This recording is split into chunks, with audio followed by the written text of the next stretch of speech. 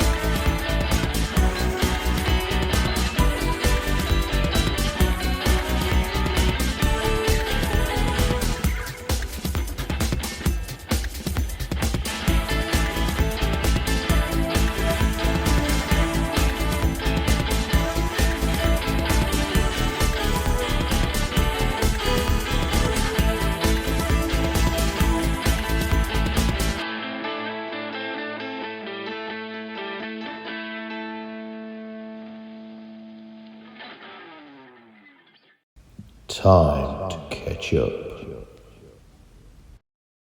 So, what was your idea then, Louise? All these things that you've got for the extras. What have we got? Did you find that then for the American? Just for the people listening, you are now listening to the bonus show where I'm talking with Tory, Adam, and Eric from Source Spoken. So, what have we got? Oh yeah, did you notice that on the main sheet that I did where I said, what the facts, 61% of Brits take their own sauces to restaurants and eateries with themselves. Wow, 61%. Wow, I know. that's crazy. Why?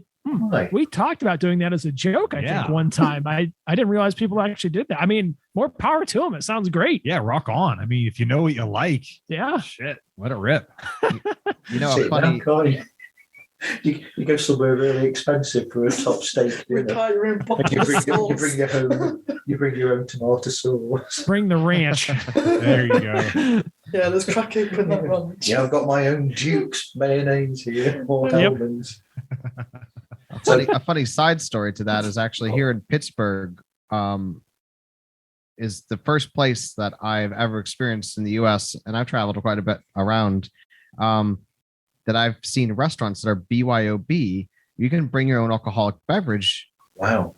to the restaurant because they don't have the liquor license to serve them, but you're allowed to bring your own apparently. I love that because it's so much cheaper. You know? Right. It's great. It's amazing idea, and It's really not that much more inconvenient when you think about it. So, but yeah, bringing your own sauce, that's great. That's cool. That's funny. I've got a funny story. There's I can't remember what year it was. There's a lady in Boise in Idaho, and she was actually banned from the public library. And to get her own back, I can't remember if it was a period of over a certain time or she did it every week or whatever, but she there's a library book drop-off bin type of thing. Right.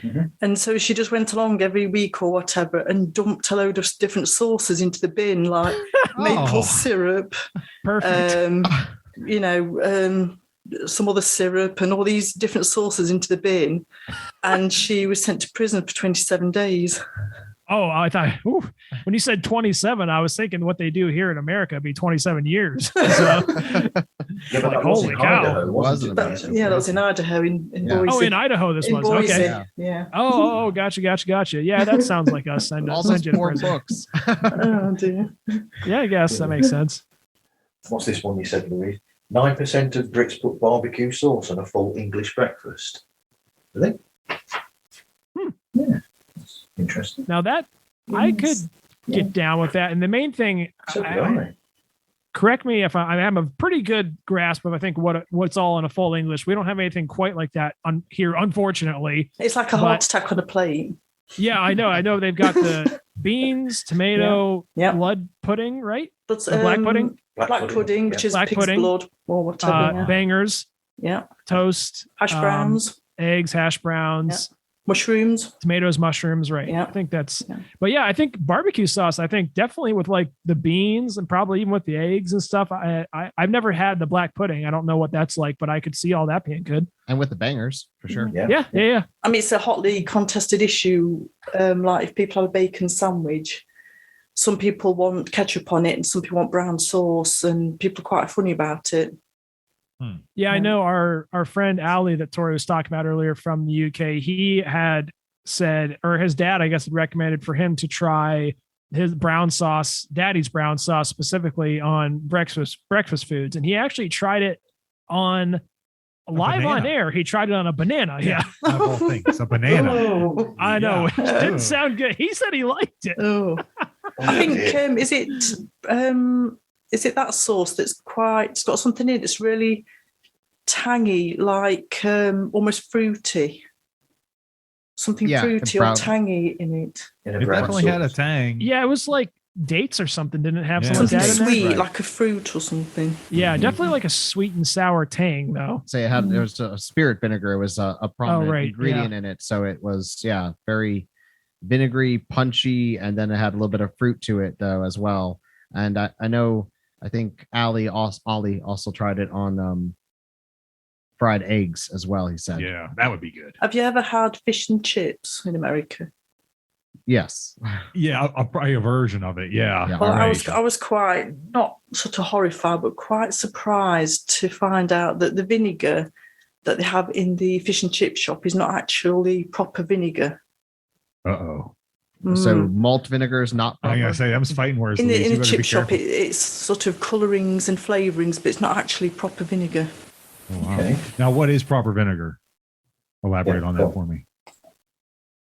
I'm not sure without looking. So I just going from my vinegar out the cupboard and have a look. Well, they do that on the show. They actually turn the bottles around and have a look at the ingredients themselves.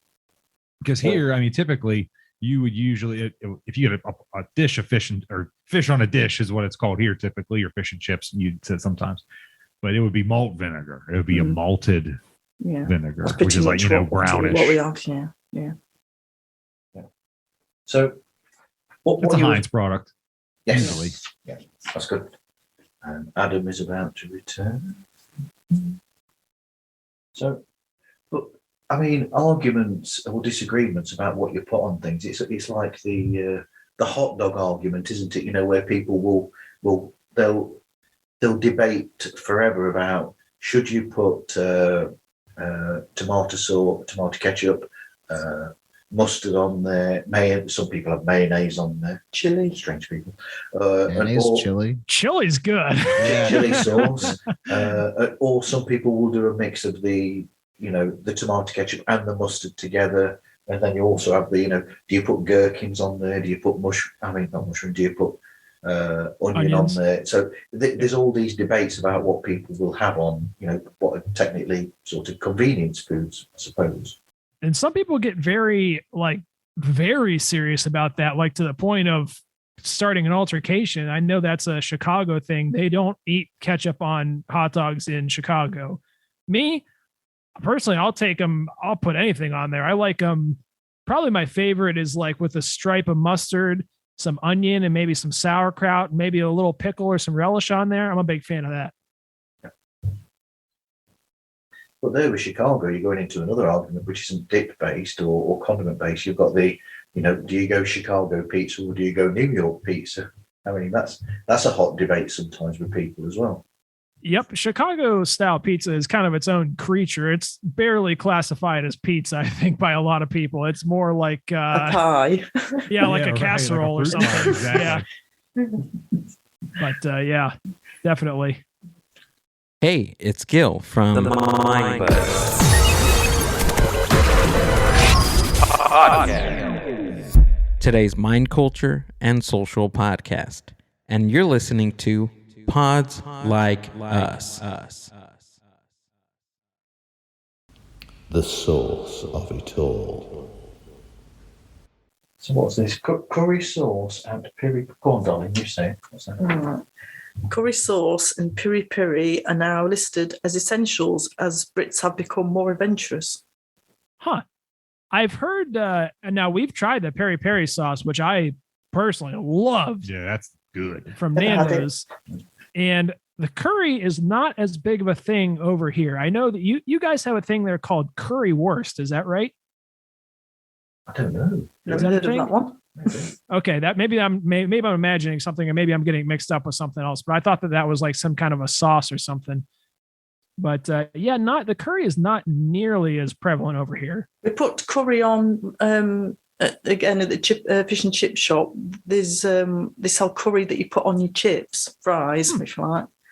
Is it a red curry or a green curry? It's sort of a more brown, I'd say. Yeah. I think it's like a Greeny yellow. brown. Greeny, yeah, okay. Yeah, I've seen pictures of the curry sauce. I didn't realize they did that on the fish and chips. I don't know how I would feel about that on the fish, although the curries that we have over here are almost exclusively at like an Indian restaurant. And I don't think they've had kind of like the crossover blending into the mainstream that maybe curries over there have had. Absolutely. I mean, we it's famous in England. Curry is, you have curry houses all over England, and it's become. I mean, you can even find it in places that aren't Indian. I mean, it's food quite a based. strange thing when you think about it to put curry on fries anyway. Yeah. And we also have Yeah. mushy peas. And Have you heard of non-passed mushy fish. peas as well? I have heard of those. No. No. Is that an Indian thing? No, it's basically marifat peas, and they cook them over a long time with, I think, bicarb of soda, so they all plump up, and then they're all sort of mushy, and you can put mint sauce on them. Yeah. Quite nice. Very I've nice seen with mint sauce. Pictures, but I've never had anything like that before. Quite nice. Sounds good. I think I'd definitely have to give it a shot. Peas with mint sauce in themselves are nice. Yeah. So We're a weird bunch over here.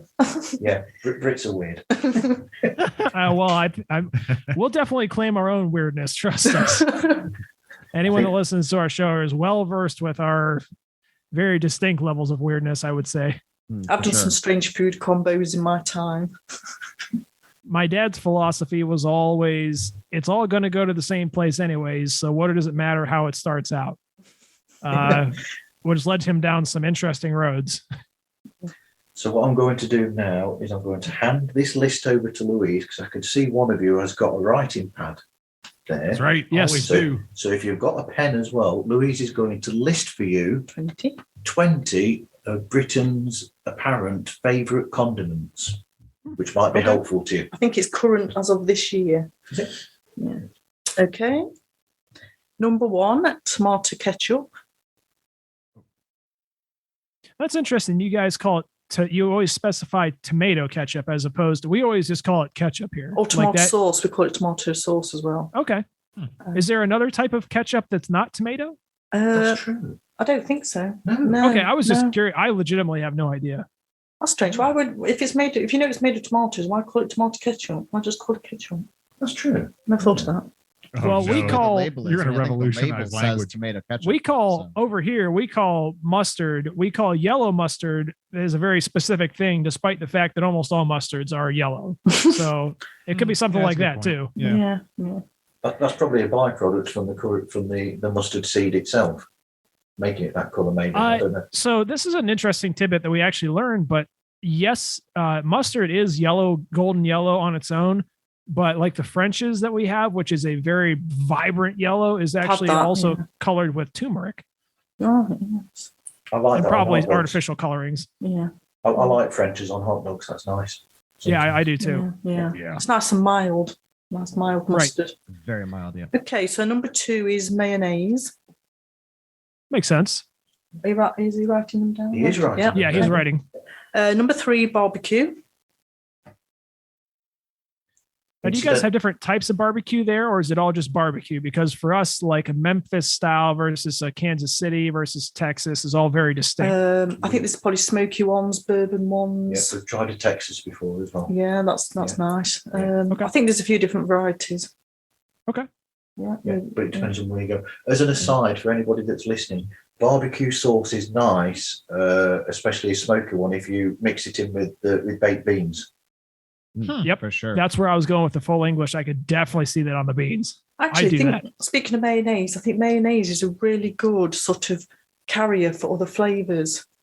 When you think of rosemary, it's just mayonnaise and ketchup, and it's not, just have it with prawns.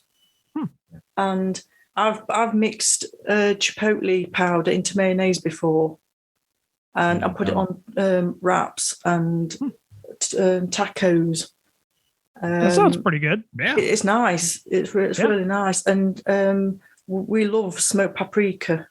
Oh boy, you're speaking my language. Yeah, That's probably my number one favorite seasoning. So that in mayonnaise is great. These guys are all sick of my cooking with smoked paprika specifically. Oh, actually, the thing I use it most for is a seafood pasta. In a mayonnaise. Okay, yeah, I could see that. No, the paprika. Just the paprika, the smoked the paprika smoked paprika. in seafood pasta, which is that sounds good. Okay. Anyway, number 4, salad cream. I don't know if you have salad cream in over there. Solid cream. Salad. I'm wondering if salad is that salad. I'm salad. sorry. Yeah. Oh, yeah. You know what, Allie, our friend Allie over there, I think that was one of the things he attempted to send us. Did not survive the transit. So Probably the I oil thought that was or a sandwich something in it. spread, Adam. well, actually, the can itself, the lid came off, so came loose. Well, we usually get it in a squeezy bottle. Oh Gosh, and nice. ours was in a glass jar. Or I believe that's what it Glass was. jars as well. Yeah. I wonder if it's kind of similar to our Miracle Whip over here. Is it kind of like a tangy mayonnaise? It's it's yellow and tangy and not as thick as mayonnaise.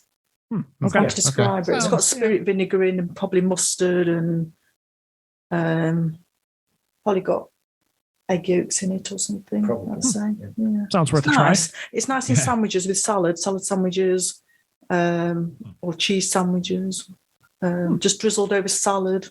Yeah. Number 5, mint sauce. We definitely don't have mint sauce. Is that for lamb? Yeah, Or I was just about to say very big Sunday dinners, roast lamb, Okay. mint So is it sauce. like a jelly? You can have it as a jelly or literally just like a drizzly sauce. Okay. Yeah. Something. Here I know I've grown up having mint jelly on lamb a lot. Right. So But that's all you would have it on, I would think, right? We And actually it would like definitely- It would be like the number 500th most popular here, I think. Oh dear. But we actually like cranberry sauce, me and Martin, at Christmas. Oh yeah. Oh yeah, that's Mhm. a favorite around here. Yep. definitely. For sure. So number 6, malt vinegar. Oh, beautiful. Love it. Mhm. Yep. Down with that. Yep. Number 7, brown sauce. Okay. Love it. Makes sense. I've tried a couple of those. Number 8, soy sauce. Happen to have half a jar lurking in my fridge as we speak. As do I. Yep. Yep. It's probably Low out of sodium, of date. course. We're That watching our actually health. opened in June. It'll keep. Won't kill you. Number 9, burger relish. Oh, just is that like a Like ground up pickles. Probably, Yeah. probably sounds like that. gherkins. and Gherkins, things. okay. Yeah. Number 10, English mustard. Nice. all right? Perfect. Number 11, Worcestershire sauce or Worcestershire. Worcestershire sauce. Number 12. Louise, if I may stop you for just a moment, can you say that sauce one more time? Worcestershire. Huh. It's spelled Worcestershire. That's how it looks. This has been a topic of hot debate amongst the podcasters here. I say it like that. I say Worcestershire, but there was hot debate. Let's put it that way. Some people actually say Worcester sauce. Oh, okay. As well, so like a short version. I think Ree Drummond said that on her program, didn't she? She called it Worcester. We've noticed. I mean, I watch a lot of cooking programs, and you notice that depending on what part of America people are from, they do pronounce things in different ways. Oh boy, I'm sure we like caramel and caramel, that sort of thing. I think probably the most common pronunciation is Worcestershire. I think that's how it's most not an people easy say thing, I suppose, for an American to get you. Definitely not. I actually had to read about it. I had to read like how the syllables are separated to really get it fixed in my mind correctly. So this is Dave of Live Life Loud, the Decibolic podcast, and you're listening to Pods Like Us with Marv.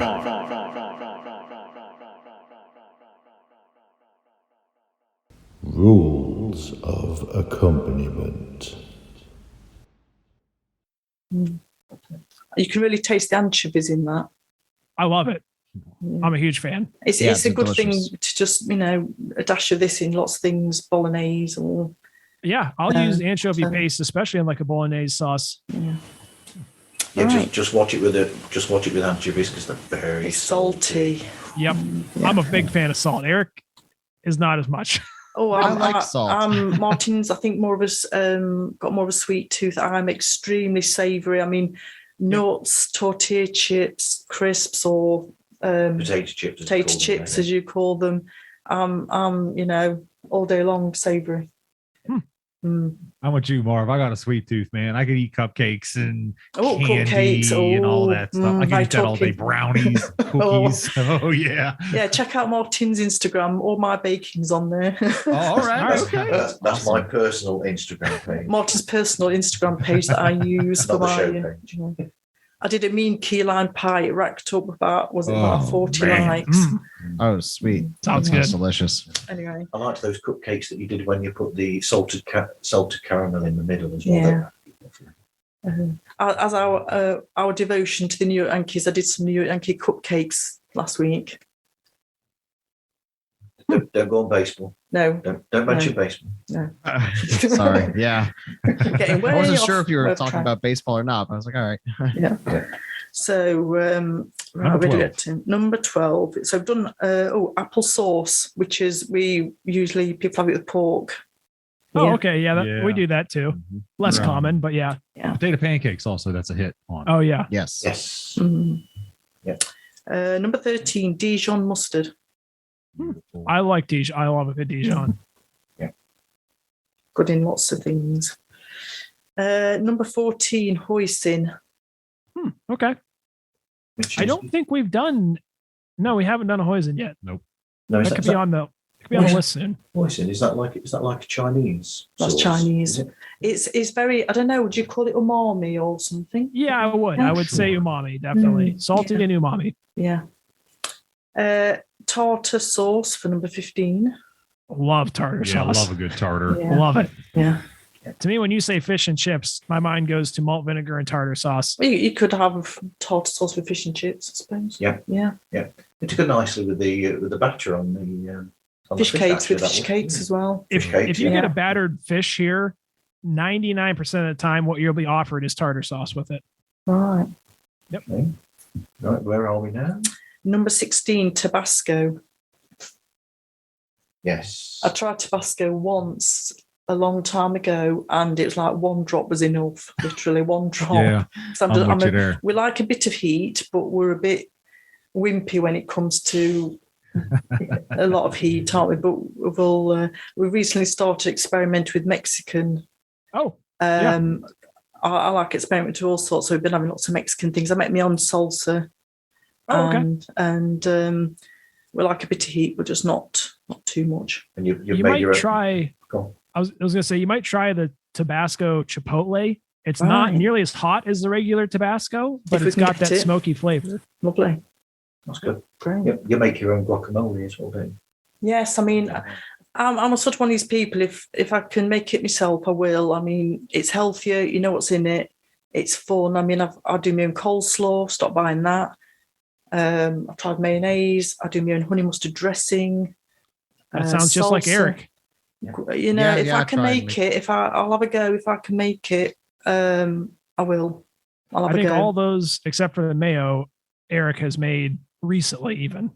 I think mayo, actually, it's like pesto. I mean, I like making my own pesto, but to make one batch here would cost about £7 or £8. Wow. Yeah. Because the Parmesan is like £3. Oh, yeah. The pine nuts, because of how they're harvested, are about £3 a bag. Yeah. We tried a pesto on our show, and they substituted out the pine nuts. It actually had cashews, right? Cashews or walnuts. Yeah, it does work with a lot of different nuts if you haven't got any to hand. Yeah. So, but some things you want to make yourself, but they're just not cost effective. Right. It might taste better. But mayonnaise, I decided it lasted literally. It made a cup and it lasted 2 days. Oh wow! Huh. So it's just not a lot of turkey sandwiches. Yeah, not sustainable. Yeah, it's just not not doable. So I think, like you were saying, you have to beat it so much that it tends a tendency to fall apart quicker than the store bought ones. Yeah, a bit on the runny side. Right. Number 17, piccalilli. I'm not sure if you know what that is. Nope, not a clue. Well, never even heard of it. Basically, here you have it with what you call a ploughman's lunch, which is like bread, cheese. It's what the farmers sort of have for a pat lunch. Okay, sounds right up my alley. Yeah, tomatoes, cheese, bit of bread, some piccalilli, which is basically vegetables like cauliflower, some green beans, and all these vegetables are in like a yellow, tangy yellow sauce. I think it's got mustard seeds in, things like that. Are they pickled vegetables? I think it does taste pickled, and it's actually, if you buy one from the shop, it's very, very yellow. I mean, it's so yellow, it's virtually fluorescent. You could see it from space. Now that you described it, we have that exact same thing here, but they call it, usually they'll just call it like hot mustard. Yeah. Cauliflower is common. Yeah. But they'll also do it with a mix of vegetables, and they'll call it, I believe, jardiniera is how we would pronounce that. Okay. So I've looked it up actually. So a recipe that they've got on the BBC is cauliflower. And, what they call courgette in America? Zucchini. Oh, okay. Yeah, okay. Green beans or French beans, shallots, as a type of onion, aren't they? Yeah. We do have shallots here. Yeah. Malt vinegar. If you would have given me a minute, I would have gotten the courgette too. So, English mustard, coriander seed, mustard seed, cumin, turmeric, plain flour, caster sugar, and bay leaves.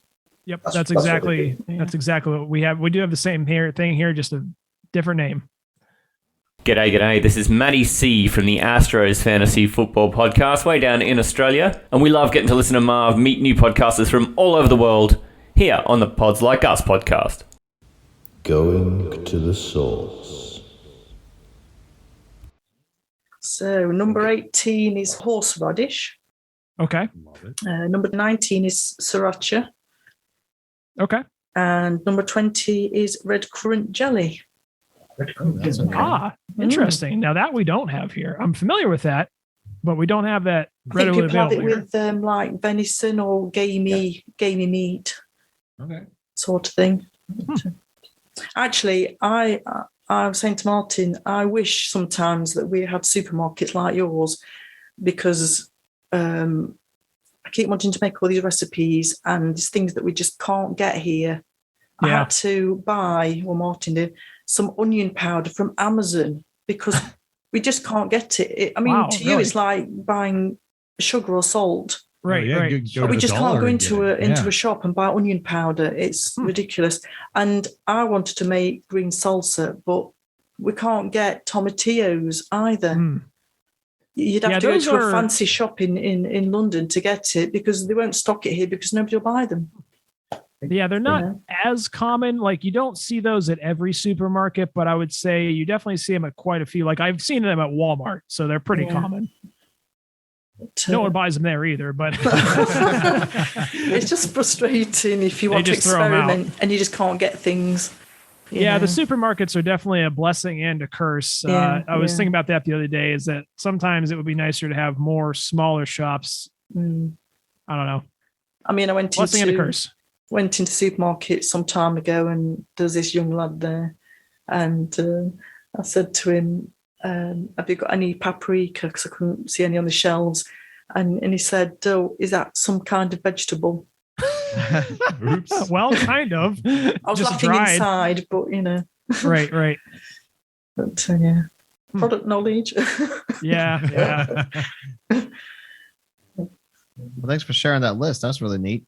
That's okay. I think we've run out of your notes now, haven't we? Yes, I think so. Maybe for one of our shows, we'll have to go and do a top 20 for at least maybe United States, or maybe even just for Pennsylvania. We'll do a comparison and see how that stacks up. Actually, for a top 10 of American condiments, but it was just a list for the North of America, not America as a whole. That's the thing. It's tricky with as big as it is and as diverse as it is. Sometimes you have to go state by state to get a more accurate list. Yeah. That's a good idea, though. I mean, that's an interesting one where you could actually compare the different. So, what would the top 10 be north of a certain area of the US, and then south of the US, and compare and see what the differences are? Oh yeah, we could definitely. We might do a little segment of our show on that. We'll have to do some research and find out. Have you ever watched these food eating competitions where they eat hot chilies?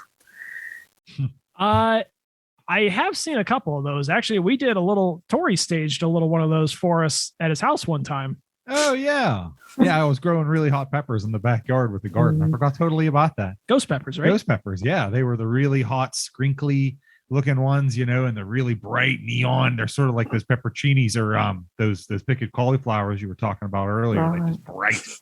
And yeah, so we cut it up and ate it and regretted it immediately. Actually, they weren't as bad as I was expecting in the raw form. I don't know if it was we didn't get all the seed or something in it. I don't know. Maybe that white part and that apparently pith, is hot. Yeah, that's ribs, the hottest part. The ribs and seeds. Perhaps they're bright yellow to warn you. These colours will be there to warn you. Isn't that how poisonous creatures work? Yeah. If you don't like things that are too spicy, maybe you should keep away from me. Stick to potatoes and white bread, I guess. Milk. Like those snakes that are certain colours to warn people off. So you've got certain colours on peppers or things to stay clear. All the warning signs are there. Yeah, right. Stay away from the California Reaper. Yeah. Don't want to get in I there. have seen like Hot Ones or something. I think it's called Hot Ones is a show that's on like Amazon. I think is actually currently promoting them. So yeah, I've stumbled across a couple of the different shows out there that are filming those challenging eating competitions. What's your go-to dip? If you like watching a game or something, what's your go-to dip to have with tortilla chips or something? I would say probably just a salsa, right? Yeah. Oh yeah, if it's chips, it's salsa. Or queso. If it's pretzels, it's mustard. And now hold on though, because we've made beer cheese too. Oh yeah, beer cheese. Beer cheese is good. What about the B&L? Oh yeah. Damn. Now you're making it really hard. French onion, French onion chip dip, yeah. I prefer salsa probably, but that B&L is really good. Like good sour cream and onion dip too is really good. I love sour cream and onion or chive. Yeah. Yeah. Right. Chives are good, yeah. Definitely. Oh yeah, that's a good one. Yeah. Right, that was fun. I can't think of any more to. We've run out of things on your notes now. Yeah. One more.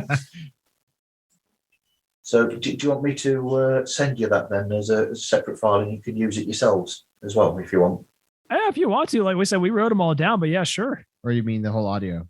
The audio. The audio for this last bit. Yeah, sure. By all means. That we're always looking for bonus content and stuff too. So that's cool. That's cool. Okay, I'll do that then. Thanks very much, guys. Absolutely. Thank you. Thank you, Marv. Thanks, Martin. This was fun. Thanks for having us. Yeah, that was fun. That was. It was. Okay. Yeah. Thank you. Thank you very much. Catch you soon. Thanks, guys. All right, guys. Take care, guys. Bye.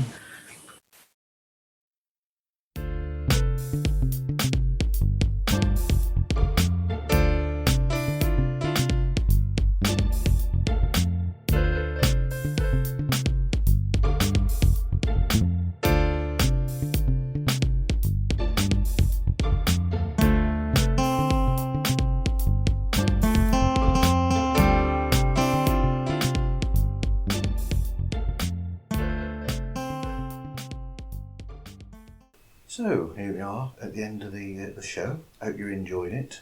So first off, because it was a bonus episode and this idiot forgot to ask them for their details again, I'll just point out that you can find their website with all details and ratings and everything at sourcespoken.wordpress.com. They're also on Instagram, so if you look for at sourcespokenofficial on there, then you can get hold of them there. And they are also on Twitter at sourcespoken. Anyway, back to the fact that the show is coming back on October the 3rd. October the 7th is the anniversary of the first episode going out with Robbie from Out of the Blank. So I thought it'd be interesting for the first episode of season 4 to not quite be a look back in the way of, pilfering bits from old episodes and putting them together, a la clip shows that you used to have on television and things.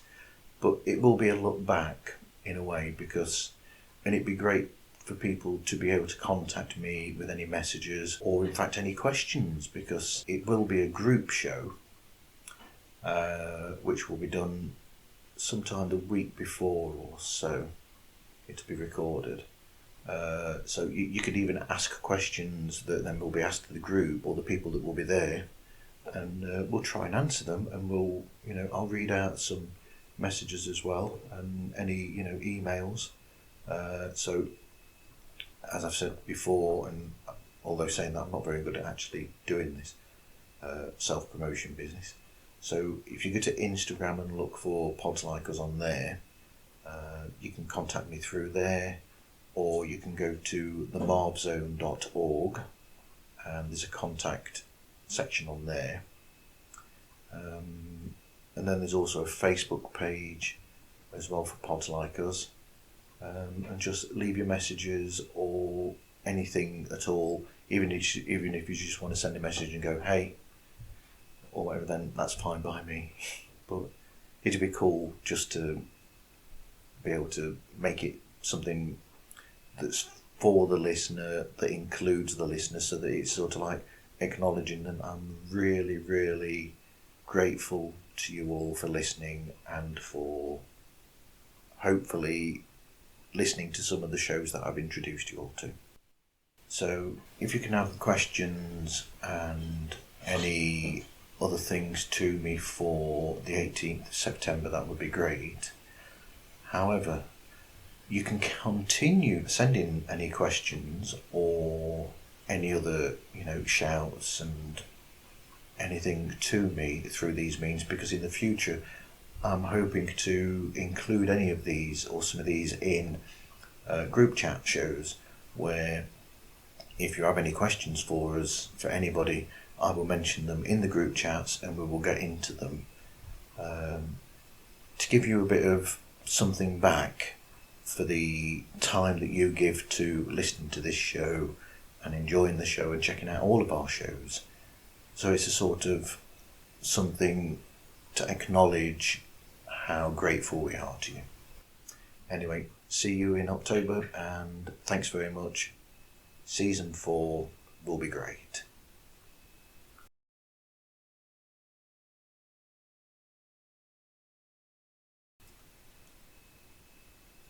One, 2, 3, mic check. Ha, ha, ha. Okay, here we are at the end of the show again, and sorry I sound a bit weird. I've never done this sort of thing, I don't think. Or I've done it once. That sounds stupid. Take 2.